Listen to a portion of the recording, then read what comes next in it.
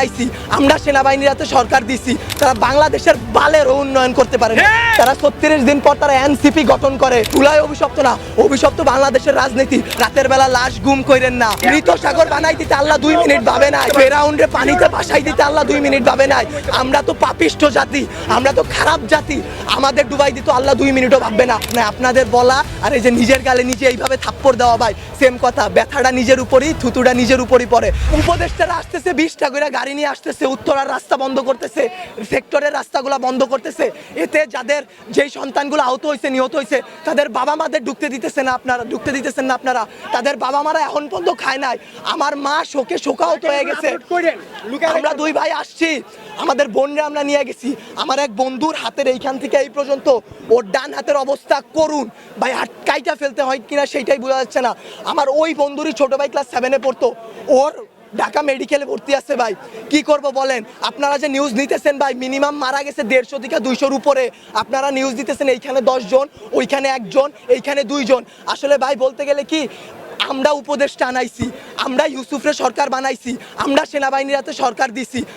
গালি ভাই ওই যে চিত হয়ে স্যাপ ফেললে কার উপরে পড়ে? নিজের উপরে পড়ে। ওই রকম ভাই গালি দিলেও নিজের গায়ে খারাপ লাগে যে এক শেখ হাসিনা খুনি হাসিনারে পাঠাইছি, আরেক খুনি দলরে নিয়ে আসছি।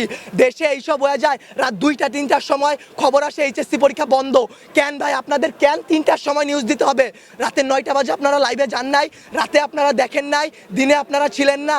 নটরডেম কলেজ এইচএসসি বন্ধ করার আগে তারা বন্ধ করে দেয়, ঢাকা কলেজ বন্ধ করে দেয়, আইডিয়াল কলেজ বন্ধ করে দেয়। আপনারা শিক্ষা উপদেষ্টা, আপনারা আইন উপদেষ্টা, আপনারা পরীক্ষা বন্ধ করেন না। আপনারা বলেন না পরীক্ষা চলমান থাকবে। কাদের নিয়ে পরীক্ষা দিবেন? আমরাই তো দেশের ভবিষ্যৎ, আমরাই তো ভবিষ্যৎ, তাই না? যারা মারা গেছে তারা আমাদের থেকে আরো ভালো ছিল, তারা আরো কিছু করতে পারতো। আপনারা আমাদের কথা ভাবতেছেন না, আপনারা ভাবতেছেন আপনাদের কথা। আপনাদের এইসব বলা আমার গলাটা ভাঙা ফেলা ভাই, 2টা সেম কাজ। তার কারণ কি, আপনারা কোনো নিউজই দিবেন না, সব কাটকুট করে ফেলবেন আপনারা।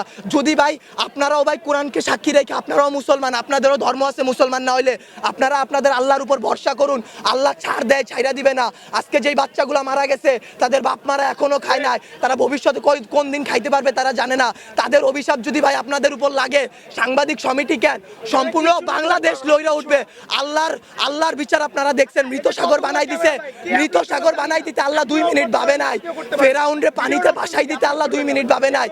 আমরা তো পাপিষ্ঠ জাতি, আমরা তো খারাপ জাতি। আমাদের ডুবাই দিত আল্লাহ 2 মিনিটও ভাববে না।